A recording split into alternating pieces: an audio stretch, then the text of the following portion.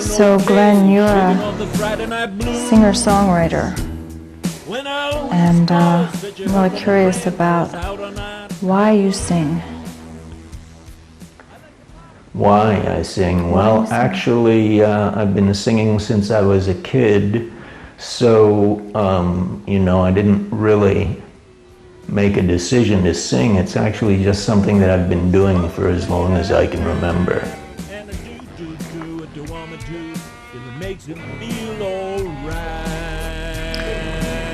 And what is it about singing that makes you want to continue to sing? Well, it's telling a story. It's communicating in a way which is impossible to do through normal language. How does it make you feel when you sing? Well, it can be very different. It depends on the circumstance. If I'm relating to an audience in a live situation, or if I'm working in the studio, or if I'm just experimenting, writing something. So those are three different situations that have their own energy and emotional qualities to them. The ideal situation is putting them all together, recording in a live situation where I'm experimenting. But to get to the point of your question, I feel emotion differently than you might think, because it's not really connected to the words in the way that most people respond to a story. It's more connected to like a sort of a wave type of energy and wave type of emotion, which seems to roll through it. And when it's working well, I mean, it's a very joyful thing. It's like your prayers are being answered. So you let this wave roll through you, and the feeling comes through and the words come through, like riding this wave? Well, no, the wave is the emotion. The words have already been worked out. You might be changing them some, but you're extremely prepared. It's not like, just a spontaneous thing. You spend years preparing a song, a situation, a set, a performance. And then when you deliver it at that time, you sort of do the final touches, which is detailing it for that specific audience, doing what feels right.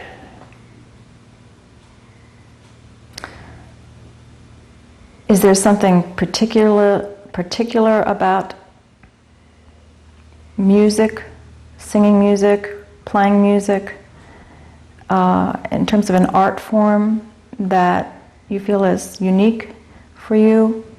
Yeah, and the unique thing is that it puts you in direct contact with people.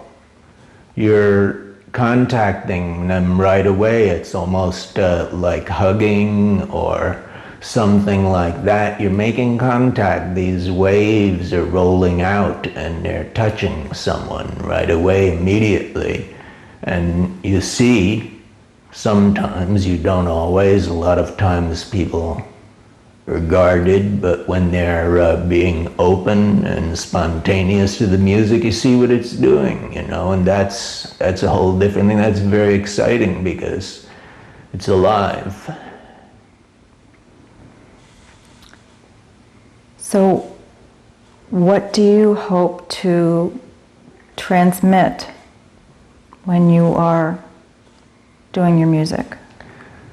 Well, it generally depends on the song and the setting. If I'm doing a blues song, the blues are like a processing, an energy processing little machine. You take a blues song and you take a sad situation, someone's angst of disappointment, and you work it a little while and make them see, you know, how they're bigger than that, and at the end of the blues song, I mean, they're feeling pretty good. That's the ironic thing is, you know, you call it the blues, but, you know, it's giving you the joy.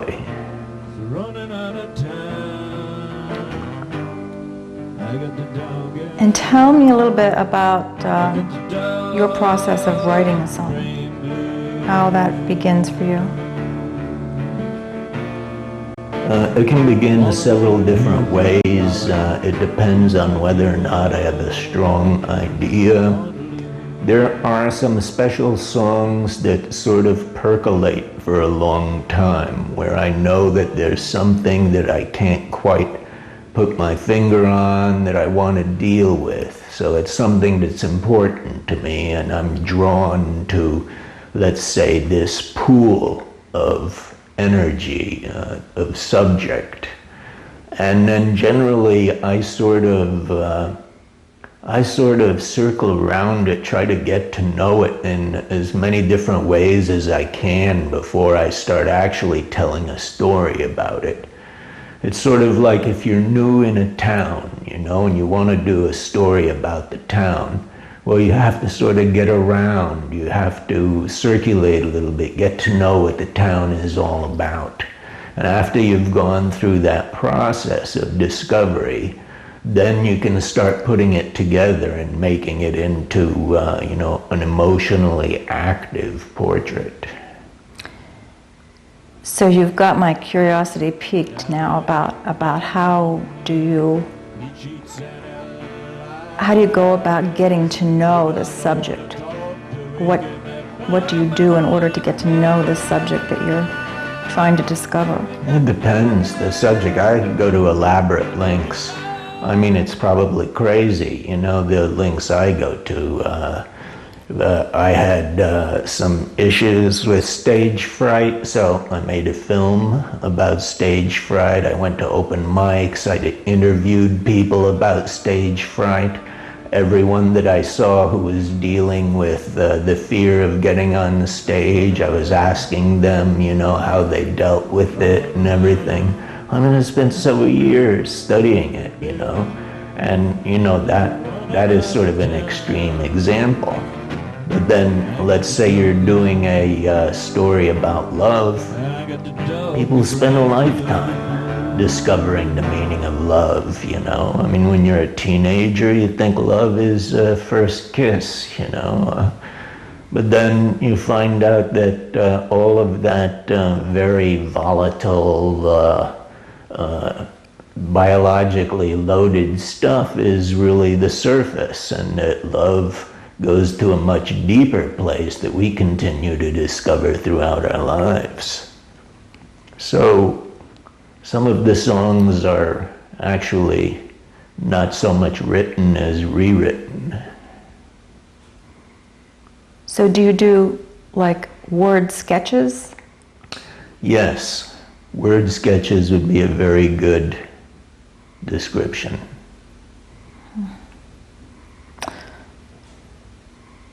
So do you start generally with the words rather than the music, or does it vary?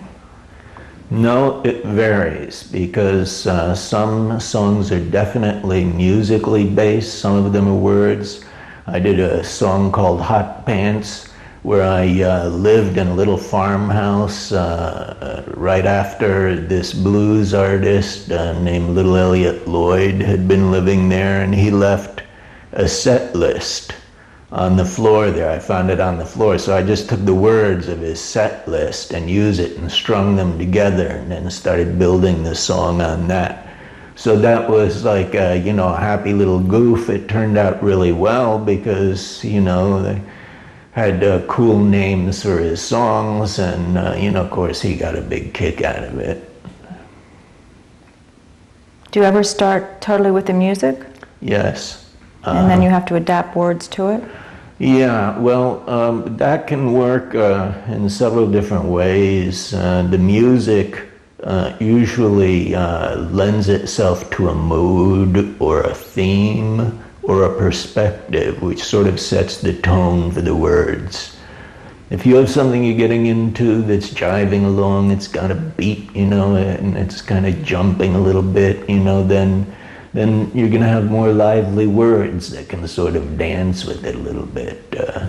If it's more mulatto, you've got long obligato lines or whatever, then that's going to lead you more into a subdued or maybe even melancholy type of reflection. You might be getting into a ballad, so your words would be more reflective. So does the feeling, in that case, does the feeling of the music dictate the words, or do you approach it with an idea already? Or sometimes you just start playing musical things and then... No, the music definitely has a lot to do with it. For instance, one time, I remember one summer, I spent learning a strum. It was a rhythm and blues strum. And I had been playing the blues for a long time, but there was something to this rolling, kind of catchy rhythm and blues strum, you know. There was like a back lick, you know, with the pick or doubling down on it, whatever. There was something going on with that rhythm and blues that put the rhythm in the blues, you know. So I spent a whole summer, you know, trying to work out this strum. And finally I got it, and I got it to a place where I felt I was discovering what rhythm and blues was, because this was what the people were feeling, you know, who originated it. It took me all summer. You know, it's not something that you sit down, you play a couple of licks, oh yeah, and you understand, like, you know, the angst of the historical heritage that it was born out of, you know. So that was a long, slow process, but it was definitely worth it. So then I came up with a song like On My Way Home, you know, because, you know, it's a long way home, you know, when you've been out on the road, and it's sort of like one of those things that really rolls along. It's like a trucker or a musician's van or something rolling into town after being on the road on a tour for a year or something like that, and you're gonna get back to the farm and see your family and your dog, and you know, and it's got that rhythm and blues action going. So you've mentioned the rhythm and blues a lot. Is that like your preference in terms of music, or? No, the rhythm and blues is like, you know, a fun, you know, let's speed it up, put a little energy into it kind of blues thing. The blues are a standard. I think they're part of everyone's life, but I also like ballads. I do ballads. And more recently, I've been putting them back together. I've been actually taking a simplified Eastern kind of pattern, using a sort of rhythm and blues kind of rolling strum, and using like a more simplified tonality and almost like a ballad-like structure, melody for the words, like for the song Crossroads. That was one where really it's this, you know, storytelling narrative. And so I've been trying to sort of bring some of these different genres together in like a simple but energetic kind of style. So is this bringing different genres together, something that's it's emerging now? Something new for you? Yeah, I think that's been going on now more, because I've worked more and, well, I've played a sort of a structural dynamic, which is really an Eastern type of modal kind of music, which was more associated with the ballad structure. But then I was doing blues for a long time, and also, I mean, I did a show tune called Easy Street, just because I wanted to do a show tune. It was boom, boom, boom, boom, Easy Street, you know I'm gonna love you even though I know you're living a lie. So it's, you know, out of, you know, the old days of vaudeville, and sort of sometimes you just want to do something like that because it's just fun. Mm-hmm. I mean, that's the only show tune I've ever done. Easiest to read. So, are there other musical genres that attract you? Yeah, well, I like sort of the raga rock concept, and I like the idea of myth storytelling, and the idea of like sort of more like rock narrative as opposed to, you know, rock opera immediately takes it into the world of opera, and I don't think that anyone should have to, you know, spend that much time singing every note, you know, because sometimes you might want to scream or you might just want to blurt something out in a sentence or something. And to me, that's still part of the music and the songwriting form, but it isn't opera. So in other words, if I was going to do something like that, it would actually be an operetta, technically. But it's rock and roll, so who cares?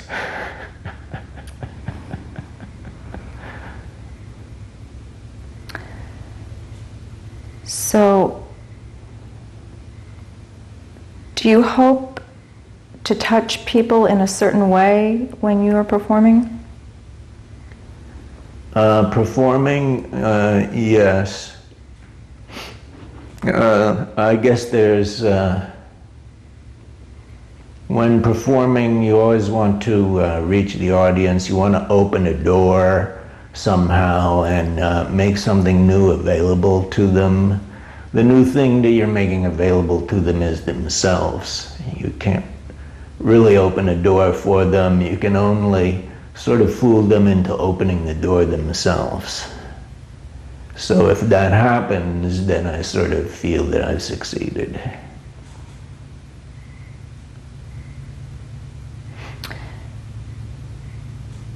Do you have a teacher inside of you that you teach through the music? Yes, I have a teacher. I also have a student. Mm-hmm. I have a wagon master, and I also have a camel. So, Tell me about your wagon master and camel. well, you know, I'm the one who has the brilliant idea to do something, but I'm the one who has to do all the work to see that it gets done. Are you good at disciplining yourself to do these things? Yeah, I am. It's that can be a problem because when I know that I have something that I have to do, I can focus on it and exclude everything else, and you know, just keep my concentration completely centered on it. And that's very good for marching through and getting something done, but if it's a good idea, every once in a while you find yourself laboring to achieve something that really wasn't worth the effort. So do you work on a song pretty consistently? You know, do you stay with that song every day for a long period of time, or do you come back to it like a month later? No, usually it's like falling in love. So you fall in love with someone, you know, you want to be with them, you want to get to know them, you want to know everything as quickly as possible. So you immerse yourself, you're there, you see them whenever you can. Whenever you have some spare time, you go and visit them. You have them come over, and so it's like that. Then after a while, maybe things start resolving, and you say, okay, well, let's take a break. You know, and you'll go away, do something else, and then come back and try and look at it with an objective, fresh outlook.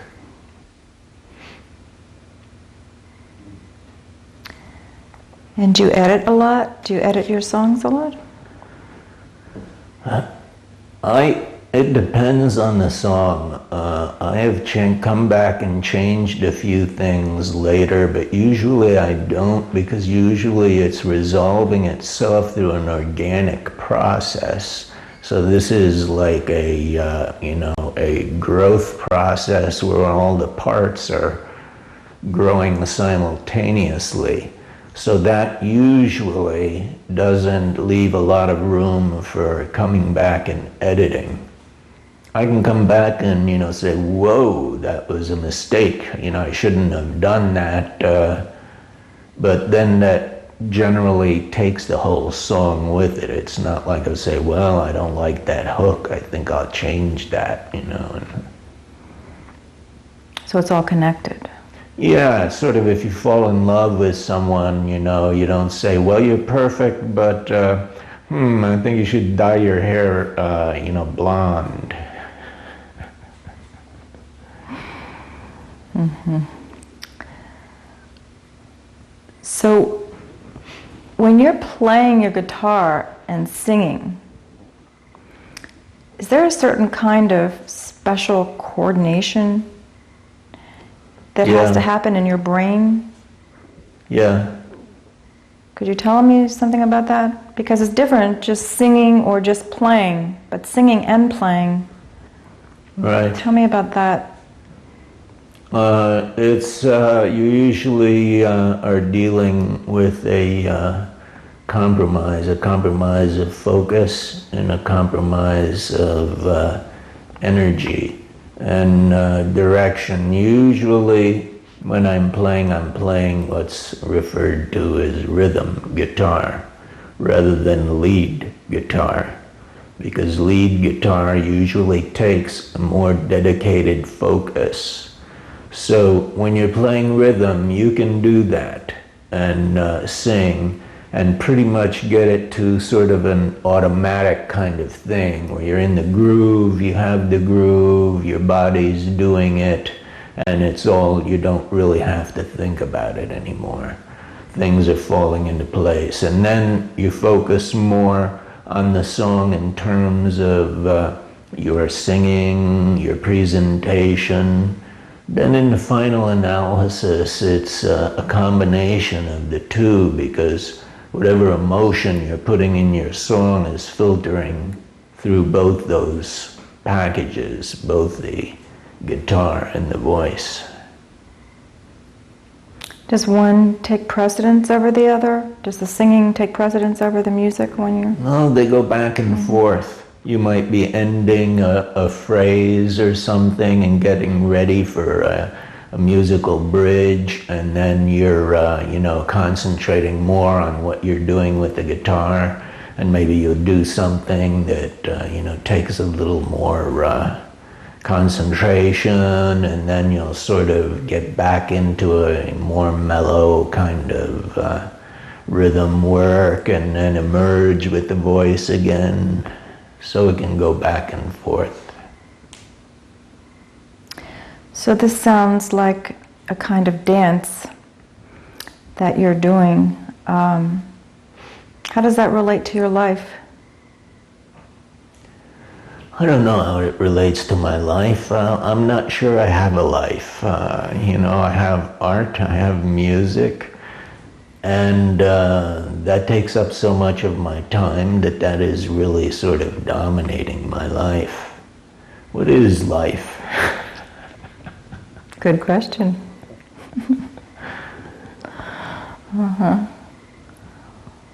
Well, let me try to get a little more specific. This dance that you've just described between the music and the singing, that you have to kind of move in and out of when you are, let's say, trying to relate to people in life. Do you find that there's a similar kind of dance that... Oh, I see, relating to people, yes. Mm-hmm. Well, there's two different kinds of people. There's the people I know and the people that I don't know. Those are two very different dances. The people I know how to dance. The people I don't know seldom know how to dance. Sometimes you're pleasantly surprised, and a stranger starts to dance, you know. But usually with the people I know, I visited a friend recently and said, "Hey, man, how you doing? Good to see you again." And he was saying, what was on your mind recently? And I started telling him that, well, I think we should, think about getting it together on a psychic level. And he said, wait a minute, we? He said, do you think that there's more than one person here? So my friends have a sense of humor that forms the dance.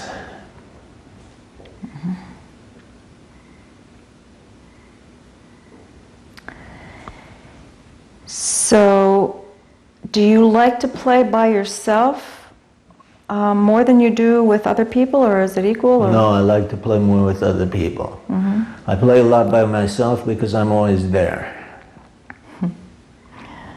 Yeah. And how do you go about choosing people that you want to play music with and sing with? It's random. It's just availability. And it doesn't happen that much. For a while I went to Morale Corial's blues jam. And so he would have a lot of players there. They were all blues players. They were interested in blues. But I was doing my songs. I'm a songwriter. Well, I've written blues songs, so that's okay. But there are non-traditional elements in my blues songs, which very often give some blues guys a problem, because it's not the regular 12-bar blues that they've grown up on. However, most of the guys here were, very flexible and interested, and they were just into the music, and didn't really care about that. And they're playing plenty of standards and, structures that were formal. But they were good. But there was several times, 2 times, when I played with a couple of guys there where they were really good. I mean, there was a bass player and a drummer and a lead guitarist. And the drummer I hadn't worked with before, and he said, what are we going to do? And the bass player, Alan Len, looks over and he says, just follow. And so I started playing, and that's what they did. And I mean, I was putting together songs on the stage, piecing them together in improbable ways and stuff. And once I knew that these guys were following me, I started playing with it more, And they were there 100%, and wow, gave me a sense of, this is really happening. So that's a beautiful event when you feel like people can tune into what you're trying to do and follow and take it into a deeper, more expansive place. Right. When these guys had the chops, that they had the ability to be there, and they were feeling the groove, and so the sort of unconventional things that I was doing didn't bother them at all, They were getting into it, So that was fun. But you kind of do this by random. In other words, it's not that important to you to find people that you really connect with and resonate with musically? It's kind of like a happenstance kind of thing? No, I'm going to be doing that more in the future because I'm going to be playing out. I haven't been playing out for a long time. One reason is because I had a problem with my voice. My voice was shot for many years. It had been blown out. It was... I had several emotional problems affecting it and several physical problems. So after a while that got better, and then I decided that it was time to play out, and I'm just getting ready to play out now. And when you are playing now, after you've taken this break, Are you finding that different parts of you are coming forth? Are you discovering new things that want to be expressed? Yeah, the odd thing is that it's just starting to evolve into a situation where the sort of timbre, the feel, the tone of the situation is, dictating the song. And I like that because it means that you're in touch with the feeling kind of situation, and respecting that, and that's working out pretty well.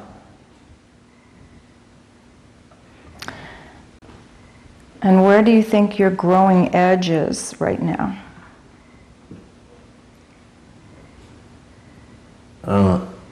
I think my growing edge is trying to make sense of my art and the world, because my art is like in a very solid place. I feel very comfortable with it. The world seems to be at the end of its rope. There seems to be a great many people with a lot of overwhelming difficulties, and so these things are sort of, I have to make sense of these things just like everyone else, but I have something. I have a reason to get up in the morning, and I have a reason to be joyful at the end of the day, and it seems to me that a lot of people don't. That certainly gives me an edge. So tell me more about this joy that is arising through your art. What is it about your creating, in this case music, that brings you such joy? Well, you get to do so much great stuff. I mean, it's, makes you so happy. I can be working on something, some words at a computer or something, and sort of, feeling kind of labored or something like that. And I can get up, pick up the guitar and start playing something. The energy just starts coming. Energy out of nowhere just arrives, and it's there. And I get to feel it, and then I'm happy. I start feeling really happy. And boy, I said, this is so great. Wow, I'm glad I'm here. So it's like opening this door to allow whatever wants to come through to come through. Right, it's almost like in the world around us, we've got people scrambling for oil because they're afraid of running out of energy, but it seems like there's energy all around us that we can just like bring into ourselves. And there seems to be an overabundance of it. And we can heat a whole house with it, huh? Right. Certainly fire the imagination, anyway. Mm-hmm.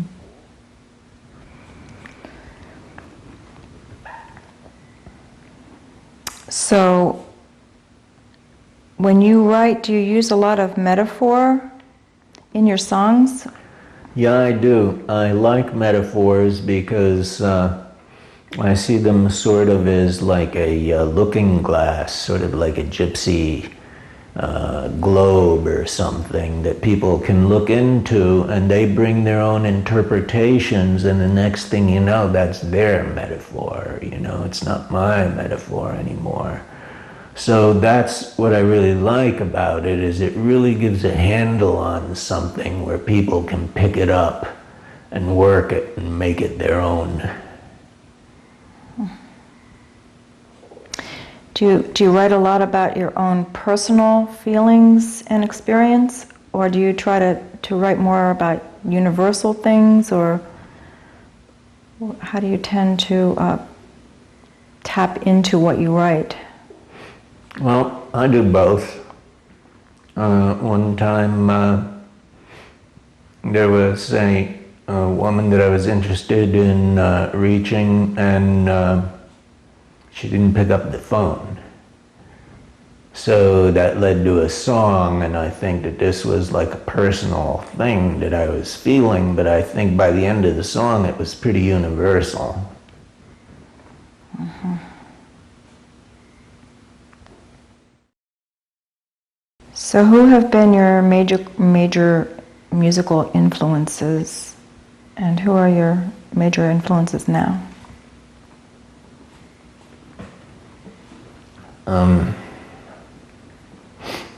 Well, it seems like it's been a long road. I guess they would fall into different categories. I like Josh White a lot. I liked Hetty Ledbetter. Hetty Ledbetter was a little bit more of a legend than a musical influence. And Josh White was a musical influence because he was more fancy in terms of music than Hetty Ledbetter. And he was also a performer, which sort of took that concept of the myth, the one man, one guitar singing the blues, and brought it onto a stage in the real world where I lived. And so that was very interesting. And then Dave Van Ronk was a white guy who did the same thing. So that sort of made it okay for a white guy to sing the blues. I mean, I knew that, that was okay, but that sort of made it publicly legitimate. And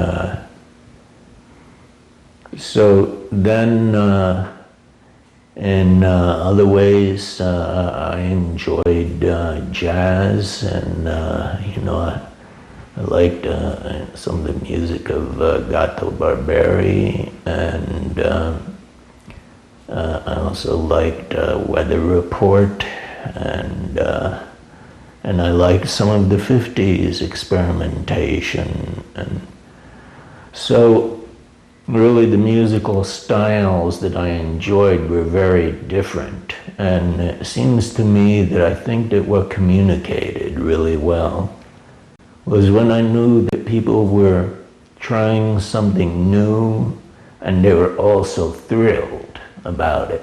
They were really having a good time. They were saying, wow, this is really working, and they were really getting into it. So then there was, with the folk era, that was influential too, because again, that was a lot of individual people suddenly being very powerful, being able to get tremendous emotion across and tell a story. And I guess of that group, I was most impressed by Buffy St. Marie, because I felt that she had like a totality of being, and her myth and music was all one statement that I was quite confident she was living as well as performing. More recently, there was this Mexican band. I don't know who they were, but it was crazy. They were singing in this language, and it was not Spanish, and it sounded like Greek, but I speak Greek, and it wasn't Greek. And it wasn't Italian. It was some language that they made up, but it sounded like a real language. It was believable, and they had these musical movements. They had a sound. It was like a rolling kind of drone sound. It just very slowly rolled across like about 28 bars of this song, and it was so weird and effective, and I hadn't heard anything like that before. So I don't even, remember who this group was, but they really impressed me. What they were doing was they were breaking all the rules, having a great time, and, making it look normal.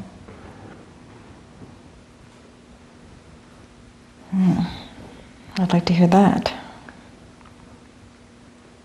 There's been a lot of women doing stuff lately. I've heard a lot of women vocalists who've been articulating a good story and doing interesting things with their voices that are sort of unique and personal. So, I mean, it's sort of, you get so much from so many different people, say, wow, I really like, the way that person is doing that, and then someone else does something else, and you're just grabbing what you can and, bringing those things that you can into your own world and either using it right away in something or just letting it sort of be there in your world for a while.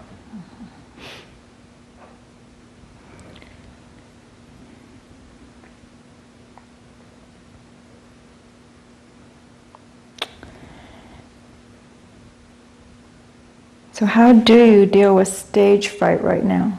Because you said earlier that you had to work on that. Yeah.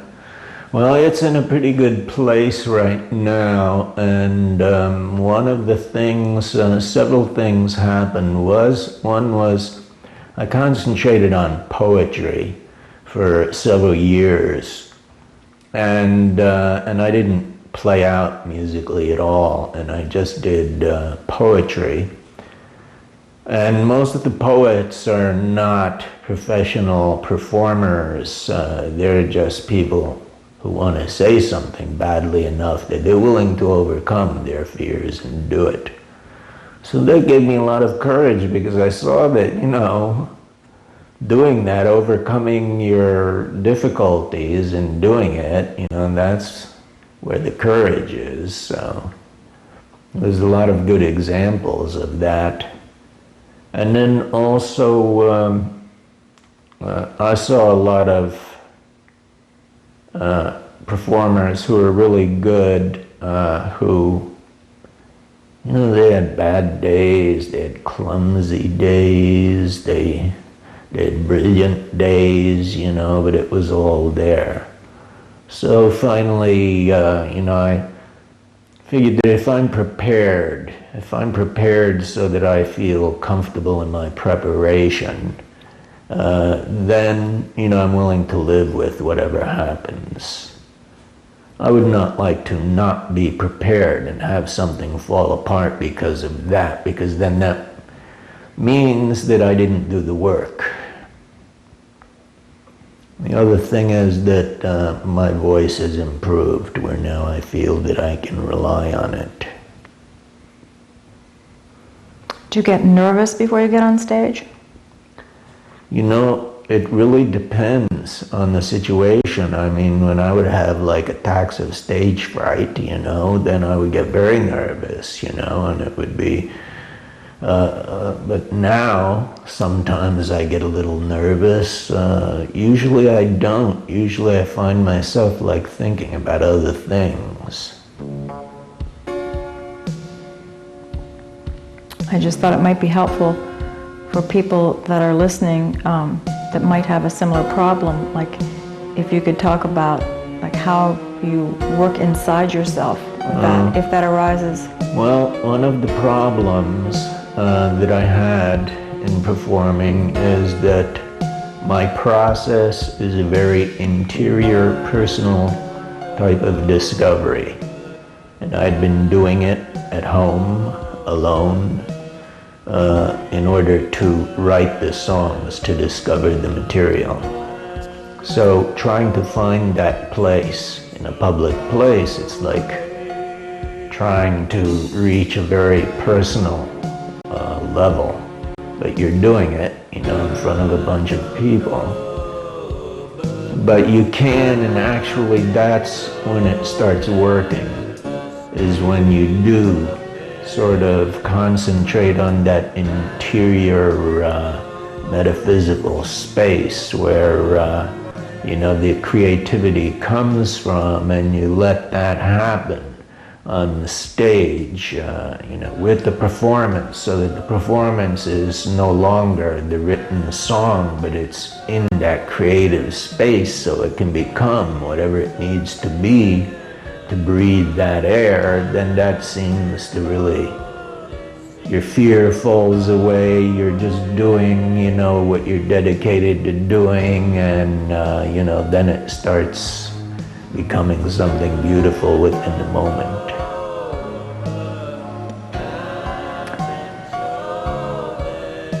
Speaking of that interior space, do you feel that when you're writing lyrics or music that you're actually writing it, or do you feel like there's some other energy or force that's writing through you?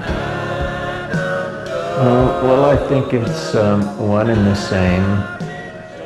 When I'm writing, there is my personal central ego involved with all of the sort of identifications that I might have in my role playing of being me. But the creative process takes you to a deeper level, and you start embracing, you start shedding that role, and you start being like the human entity within the borders of creation. And that's still like a local thing. That's still not God, but it has you open to whatever energy is part of creation, and so that you have this influx of all being, and to what degree that might be divine or not, I guess, depends on your vocabulary of interpretation.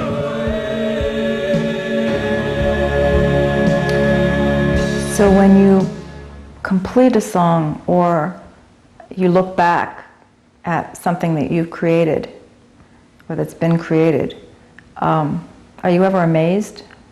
Oh yeah. I am amazed. I finish a song or get to a special place in a song where it's really cooking, it's working, it's realizing itself. I'm totally amazed. I'm amazed that it could happen. It's like stumbling across something. It's not like making something. It's like discovering something. And the thing that you're discovering is, a wonder of creation. It's not like... So I guess it's sort of ironic that then you take this, discovery of creation, and you say, hey, look what I found. And people say, oh, you did that, that's so great, Well, I found it. It's a great distinction to make, yeah.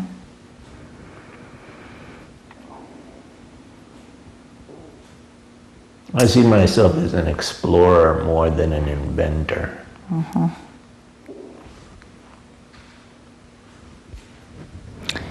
Do you have a favorite song that you've written? Or a song or two? Well, I do and I don't, because I fall in love with the song that I'm working on, and that's my favorite song, at least for a while, and it can remain a favorite song for quite a while, but then I can discover one that I did a long time ago, and it doesn't look bad. Maybe I'll start playing it, and oh yeah, I remember what that's kind of cool, yeah. But I don't hang on to things, so it's difficult to say that I have a favorite, because I keep discovering, my favorite song, and like a song that I hear, someone else's song. I've been hearing a lot of terrific singer-songwriters lately, and they're doing stuff that is like, very different. But it's like wonderful stuff, so that's my favorite song, I hear it and that's my favorite song, but I don't hang on to it for a long time. Do you like hearing other people's music? Because I know a lot of musicians don't go out and listen to other people's music much. Yeah, I do. I really enjoy other people's music a lot. And And there's so much of it. There's so much really good stuff. I mean, I start to wonder, I mean, could it always have been this way? Could there always have been so much? I don't think so. I think something's going on, like a historical kind of logarithm or something. You know, I think that more people have heard more music today than at any time in history. I don't think 200 years ago that a lot of people heard a lot of music. I think that 50 years ago, a lot of people heard a lot of music. Nowhere near as much as we hear today. But, so something's going on. But what do you think about most of the commercial music that you hear on the radio today? Well, you know, there's a lot of stuff that I don't like. I think it's, you know, average commercial stuff that's, you know, being churned out. I don't begrudge anyone earning a living, but there's a lot of good stuff too. And there's, just because someone's commercial, it doesn't mean that they can't be good. So there's a lot of variety.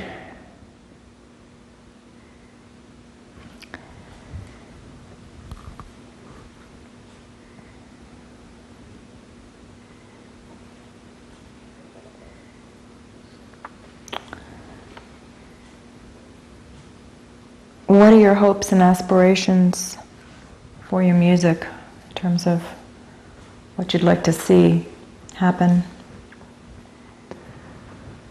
Well, right now my aspirations are in question. I had a death dream recently, and it was one of those dreams that strikes you as being very real. And so actually I'm thinking about dying. And you know, I'm going to write a will. I'm going to do some things like that. It could be that it's a change. Like death doesn't necessarily always mean that your body drops down in a pile and they put it in the ground. You know, it could mean like a change of life that was very different, which is so different that you're leaving so much behind that it seems like death. So actually I'm sort of almost anticipating some kind of change that I had not anticipated, which sort of puts a weird spin on what might be my aspirations. I guess I'm getting ready to let go of my aspirations. So then you're open to whatever comes next? I think letting go of my aspirations is a good thing. I think it's a good thing because whatever they were, in terms of finding an audience, certainly I wanted to find an audience. I wanted to find some people that I could play music with, that I could also be around. Because I've met some people who are great players, but I just don't care to be around them for one reason or another. And so I think the idea that life could change or existence could change so radically that I would not need any aspirations is probably a good thing.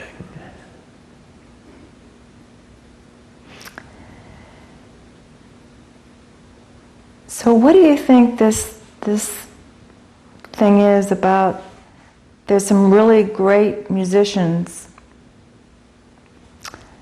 out there that can play, you know, just incredible music, inspiring music. But those same people can be the kind of people you don't necessarily want to be around, or that their being, their personalities don't even correspond at all to what you experience musically.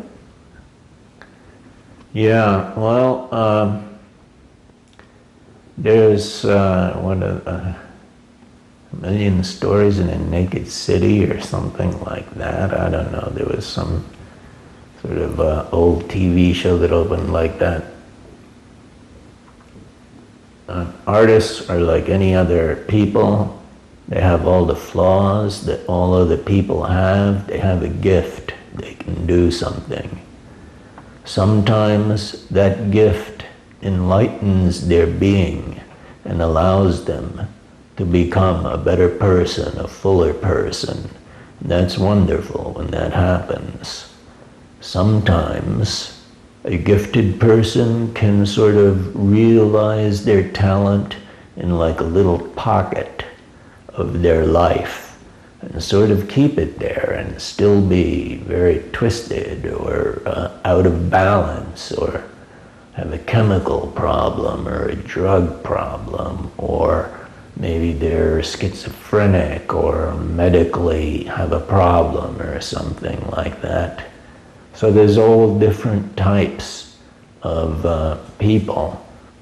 And the idea of finding someone who is not only dysfunctional in some kind of major way, but actually is someone that you feel good about being around just because their being harmonizes with you. It's not even a question of the person, being a bummer. The person might be a fine person, it's just that their energy is wrong for you. So I think it's difficult to find people who can musically give you what you need and to be able to do it in a balanced way so you're both realizing your creativity together and, enjoy being around that person too, because you are around that person, you're not always playing music. Yeah, I would imagine it would be something like making love, you can have sex, you can have good sex, right. But it's different than really making love with someone. It is different because it's like leaving your body, making love by not being in your body. It's like you leave your body and it's like up in the room, up above you there, something becomes a center that becomes the love. It's like hovering over the players and everyone's being goes out to that and it becomes a union of all their visions together, and it's something really beautiful that gets you high and it makes you euphoric. So it's great when that happens, but it's not like being in your body like a lover and sort of sharing the excitement of you and them being together. It's more of a transcendent kind of softer experience. Mm-hmm. Okay, is there anything more you want to add? Well, let's see. I recall that you asked something about performance. Right, there is one concert that I'm interested in doing. There was a group of stories and songs which I referred to as the rock passion myths.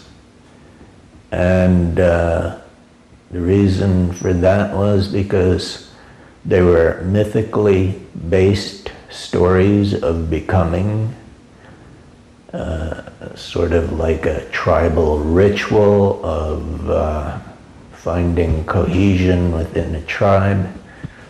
And they were passionate. The power which crystallizes that vision and allows people to take it home is like the heat of raw passion, and it's rock and roll. So I'm interested in that.